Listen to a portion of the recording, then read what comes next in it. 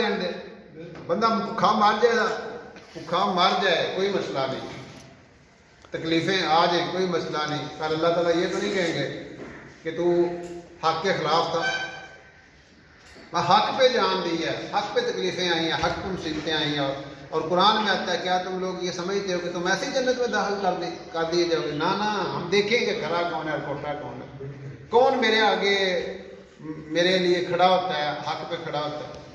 تو اس لیے جو بھی اس میں آتا ہے وہ ذمہ دار وہ ہوگا. وہ یہ نہیں کہہ سکتے جیسی کیا کریے جی سانجو تو حکم ہے.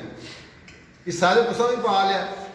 جس چڑیا نے ابراہیم علیہ السلام کی آگ جال رہی تھی تو وہ پانی کا قطرہ گرایا تھا حصہ, تو اس نے بھی ڈال لیا نا ابراہیم علیہ السلام کو بجانے کے لیے. ٹھیک ہے نا, تو ہم اپنا اپنے حصے کی شمع جلائیں. ٹھیک ہے نا, آپ اپنا رول پلے کرتے ہیں. وہ کہتے ہیں شکوہ ظلمت شب سے تو بہتر تھا کہ اپنے حصہ کی شمع جلا جاتے. آج ہم ظلمتوں کا اندھیروں کا شکوہ کرتے ہیں لیکن وہ اپنے حصے کی شمع جلانے کے لیے کوئی تیار نہیں. اور شمع نہ جلاؤ, موبائل کی بتی بال تو نیرا پہ آ جاتے ہیں.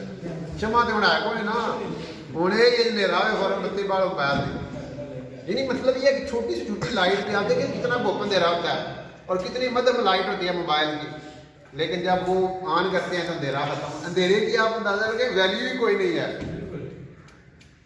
اندھیرے کی کوئی وقت ہی نہیں ہے. صرف یہ ہے کہ روشنی والے جو ہیں وہ کمزور ہو گئے. جب روشنی والے کھڑے ہو جاتے ہیں پھر اللہ تعالیٰ ان کے ذریعے سے اندھیروں کو دور کر دیتا ہے. تو اس